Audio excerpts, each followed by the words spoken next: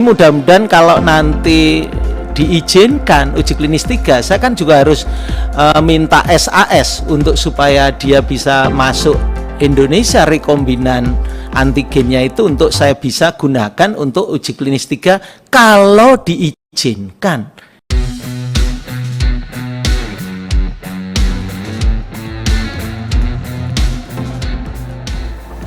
Assalamualaikum warahmatullahi wabarakatuh, sahabat MOC, sahabat Mas Oji Channel, dimanapun teman-teman saat ini berada, ketemu dan berjumpa lagi kali ini dengan Mas Oji Channel, teman berbagi motivasi dan inspirasi. Berharap teman-teman tetap sehat ya. Informasi yang kita sharingkan kali ini teman-teman semuanya kaitannya dengan perkembangan virus COVID-19 gitu ya. Virus COVID-19 yang kabarnya sudah bermutasi dari beberapa varian baru. Nah, menghadapi itu, info dari Vaksin Nusantara yang pernah disampaikan oleh penggagasnya Dr. Terawan bahwa Vaksin Nusantara ini sudah dirancang untuk siap dengan varian terbaru dari perkembangan mutasi virus-virus baru.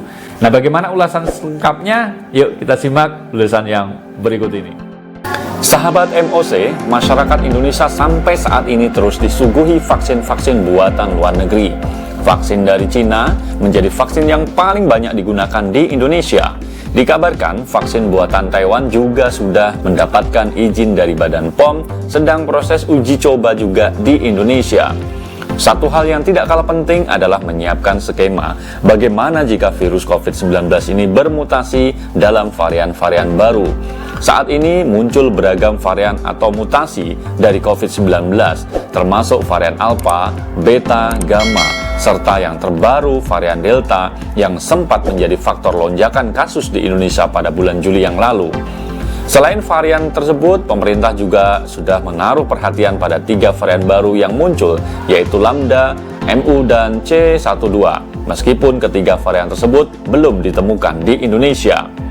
Inisiator riset vaksin Nusantara, Dr. Terawan Agus Putranto, menyebutkan vaksin berbasis sel dendritik yang ia kembangkan mampu mengatasi mutasi atau varian baru SARS-CoV-19.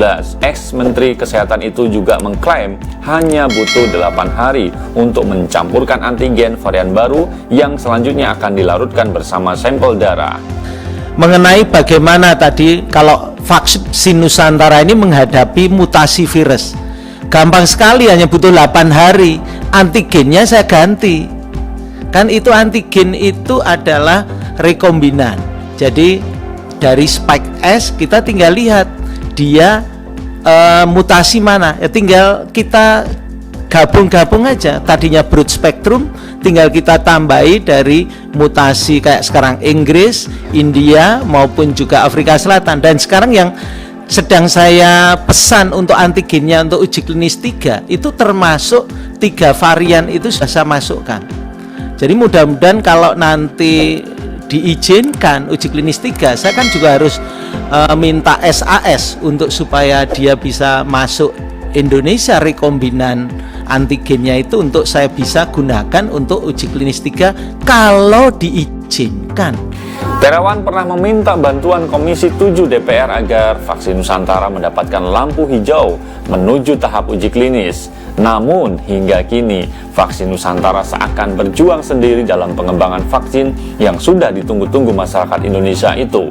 Sementara itu, vaksin merah putih saat ini dalam proses penyelesaian uji klinis dan akan segera diproduksi dan bakal digunakan masyarakat mulai bulan Juli tahun depan.